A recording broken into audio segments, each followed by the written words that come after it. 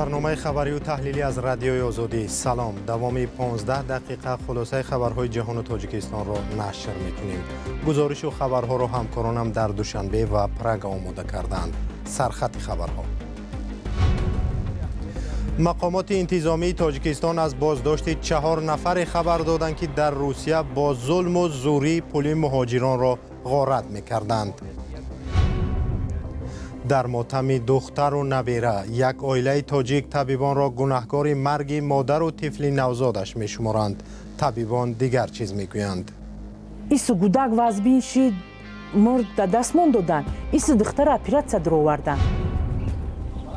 چرا ما تاجیکان می‌جنگیم؟ فیلمسازی تاجیک در لهستان توسط این نمایشنامه از دهشت و فاجعه جنگ و رنج زنان گفت. وزارت کارهای داخلی تاجیکستان از بازداشت 4 نفر خبر داد که به قول وزارت در قلمرو روسیه با تهدید و زورآوری مهاجران تاجیک را غارت و تاراج می‌کردند. محمد جان منانوف و باباقل قاریف ساکنان ناحیه عبدالرحمن جامی، سفرعلی قلمتوف ساکن ناحیه یوان، کامران زبیرزاده ساکن شهر ایسار با آن متهم می‌شوند که از مهاجران تاجیک با تهدید و زوری از 100,000 تا 2 میلیون روبل گرفتند. در برنامه تلویزیونی وزارت که روز 9 اکتبر نشر شد، چندی از جبردیدگان شهادت می‌دهند که این افراد آنها را به جنگل بی آدم برده و تیغ را در گلویشان گذاشته از آنها پول ستاندند. اعضای گروه هم ضمن بازپرسی که معلوم نیست تحت کدام شرایط ثبت شده است، اقرار میکنند که تا دندان مسلح بودند و مهاجران تاجیک را از جای کارشان پیدا کرده با تهدید و زوری پول می‌ستاندند. به قول مقامات انتظامی این افراد با نام قاری، علی ریش، جمشید دراز و بنزین معروف بودند.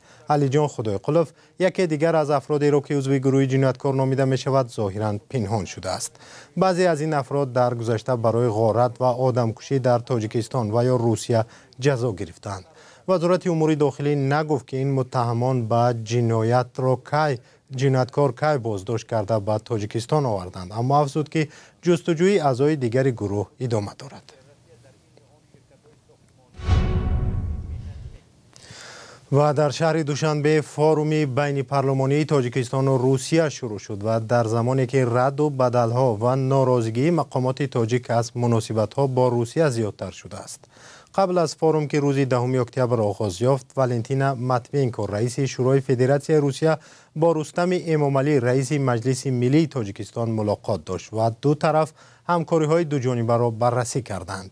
والنتینا ماتوینکو در نشست یکجایی وکیلان دو کشور گفت: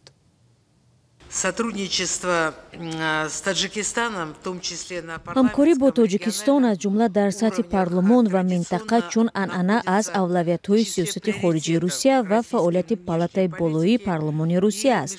ман бо хушнудӣ мегӯям ки кишварҳои мо муносибату шарикии стратегӣ ва ҳампаймониро муназзам тақвият медиҳанд.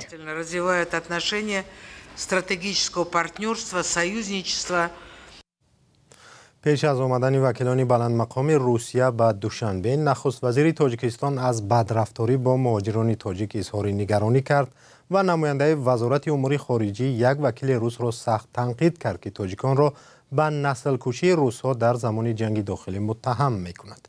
بعد حمله مرگبار به تالار کنسرتی کراکوس در کنار مسکو که مقامات روسیه آن را کار دست مهاجران تاجیک می‌دانند، اذیت و آزار تاجیکان در روسیه افزود و کمتر از 1 سال تقریباً 20,000 مهاجر تاجیک را از روسیه راندند.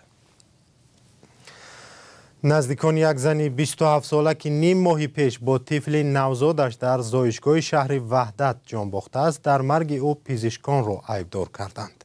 نزدیکانش میگویند سبب مرگ مادر و طفلش خطای پزشکان است. طبیبان سبب را دیگر و بی‌پروایی نسبت به سلامتی زن و بطن نوزادش گفتند. همکارانم عبدالغنی عبدالوهاب و شهلای عبدالله این موضوع را تحقیق کردند و با طرفها صحبت داشتند. این خانواده 3 روز می شود ماتم دارد.